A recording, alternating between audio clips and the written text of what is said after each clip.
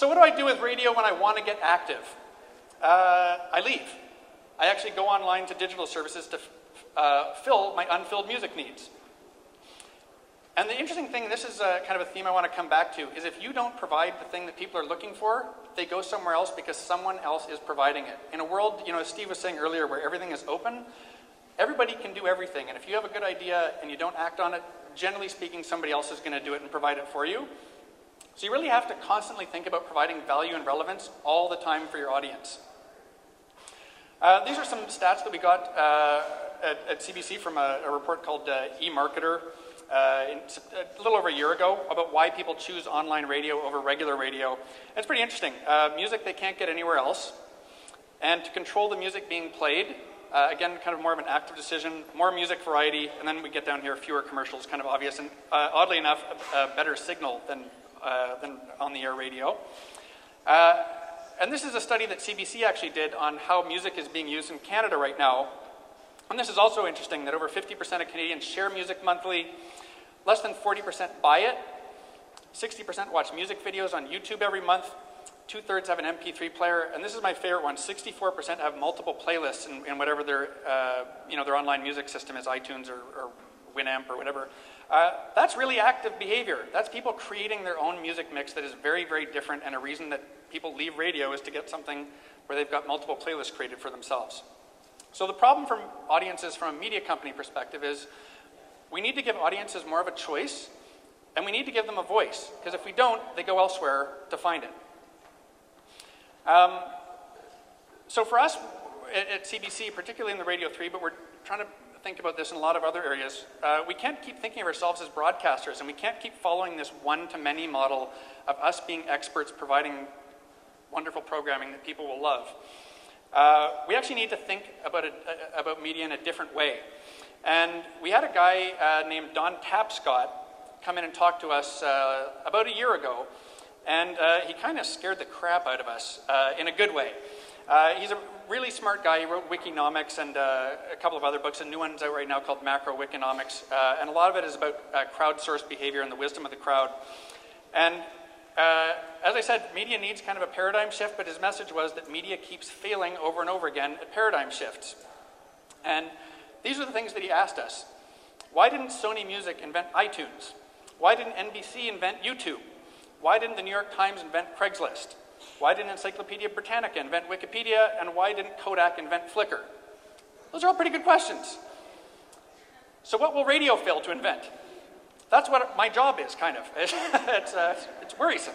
And his scary answer to us was that all these businesses all failed to do that because they're protecting their old business model, and they weren't actually looking at audiences and what their unfilled needs were. And other businesses, which weren't protecting old business models, recognized that need and created new businesses to come in and fill it. The other interesting thing that happens when businesses ignore their customers and stop listening to what they want to do is piracy. And this is a great book for anybody who's interested in kind of where being able to learn where businesses or new models are being made from customers. The Pirate's Dilemma by a guy named Matt Mason.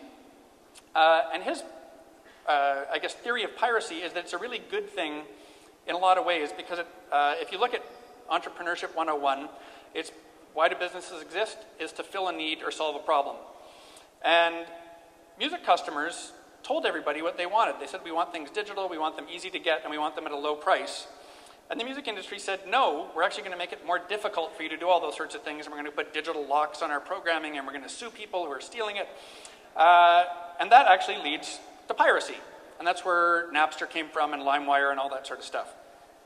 So his thesis is that piracy points the way to new business models, because it shows where customers want to go and where businesses aren't filling it, or where the media isn't filling it. And that's actually the big danger of not listening. So my next guy is a guy named Seth Godin. I don't know if anybody follow his blog. He's really good. He's brilliant in terms of digital marketing stuff. And this is, to me, is perfect for Media Democracy Day, is if a newspaper, radio station, TV station doesn't please its advertisers, it disappears. That's why it exists. But on the net, the question is to ask, how are people going to use this new power, and how can I help them achieve their goals? And to me, that's a lot of how I think about Radio 3. And I think the way a lot of the successful businesses on the web work, and again, look at Google. I think that could work very, very well for them. My last expert before I actually move into Radio 3, which I will talk about, I promise, is a guy named Clay Shirky, who's a professor, I think at NYU, and he's written a couple really smart books, again, around kind of crowdsourcing and things. But he's got this idea called cognitive surplus, which is the very short version of it is that since our society moved into kind of a 9-to-5 era, we've had all this extra time that humans never had before, and up until now it's always been filled with television. Hours and hours and hours, like 1 billion hours of television in the States alone or something like that every year. And now that there's tools that are out there that let people do things other than television and become active participants in their media experience, that's where things like Wikipedia come from. And it's a tiny, tiny fraction of the public that participates in it and chooses to spend their time that way, but it has huge, huge impact. And he's got a theory, basically, that the more that we provide great tools and the more that we can engage people with empowering ideas of what they can do with the media, the more you can get giant, awesome projects like Wikipedia. Hundreds and hundreds of things could be built like Wikipedia with the amount of a tiny percentage of people giving up their TV hours to do different kinds of media. I shouldn't say that. I work at CBC. TV's awesome. And his point is that basically that the web, this whole digital space, really excels at collective ownership and participation and collaboration, and that's where the future lies, is in empowering people to do that. So here's where we go into the Radio 3 part, around just summarizing so far, is that audiences are going to find a way to do what they want, with you or without you. And you can't stop them, so you may as well spend all your energy trying to make it easy for them. So we have a really unique opportunity at CBC to explore some of that, because we have a radio station that isn't on the air. We don't have to protect an old business model, and we don't have to focus primarily on the over-the-air, because there isn't one. So Radio 3 is kind of an innovation center for the public broadcaster. And our goal, again, we're very lucky to be able to do this as a public broadcaster.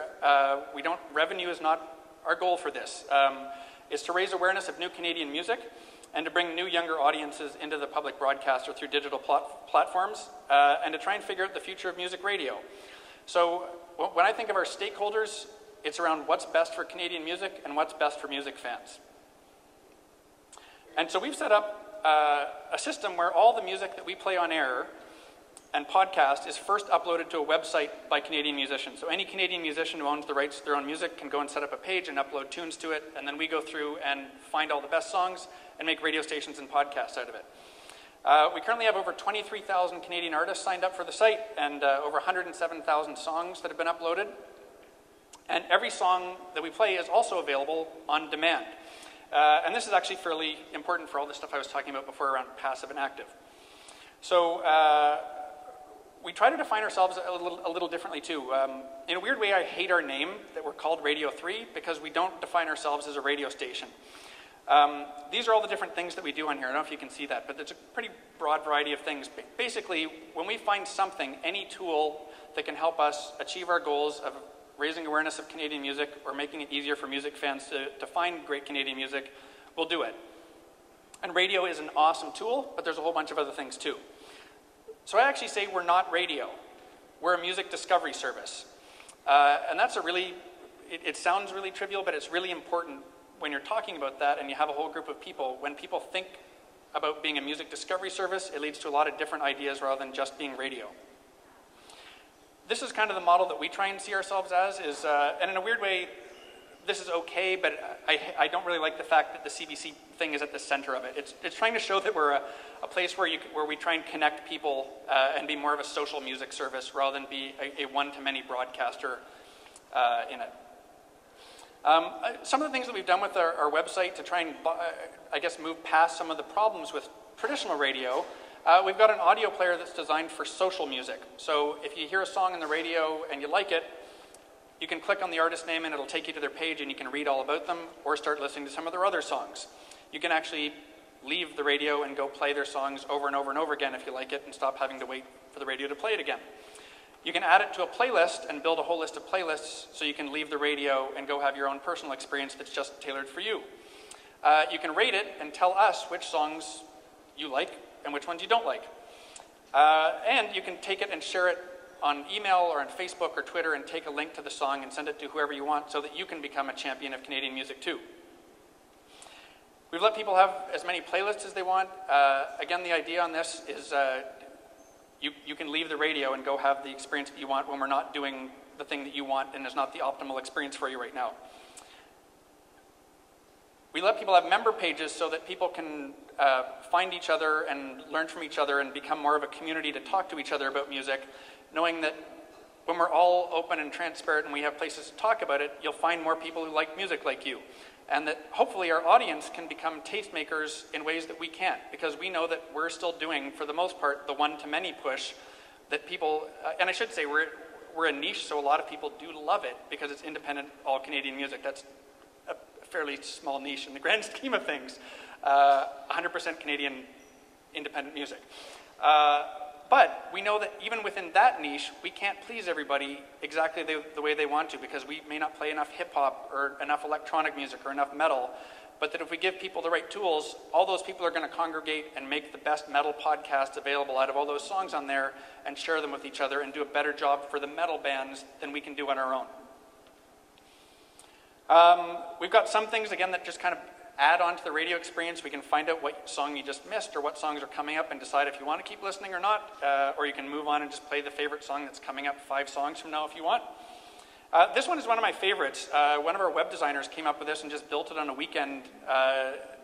It's an idea just saying, what are people listening to right now on the website, where it actually turns the keys over to the audience to become filters for everybody else on the website. So you can see on here, if you just mouse over a band picture, it shows you who the audience member was that was listening to it, how long ago they listened to it, a link to the band page, or just play the song.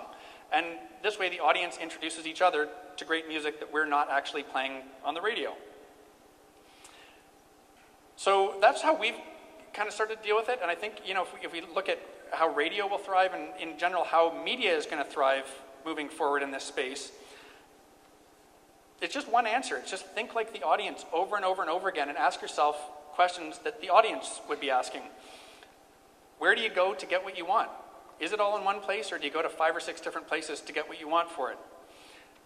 What magic product do you wish existed that would make your life as a consumer of media easier? In what ways do you want to participate or get involved in media, and why aren't you getting it, or what places are offering it and which ones aren't? And this is the best one, is what do media companies do that make you angry? Because if you can figure out a way to solve that, you're making the future of media happen, is fixing some of the problems around where people are making it work and where they aren't. So for us, the big lessons at Radio 3 that we're trying to put forward and keep moving forward, and I think that, you know, the more that large media companies can do this, the better off they're going to be in the future. Stop trying to provide what audiences want all by yourself. We don't know what everybody wants. We actually have to turn the keys over to the audience and start empowering the audience to help each other find out what they want and to give up control. To start providing options to people, to let them move from a passive stream to a nonlinear stream, to start letting them become active, to start letting them personalize their experience a lot more. To start thinking as well as programming, and I'm certainly not suggesting giving up programming, but to start thinking about what kind of tools would make people's lives really easier.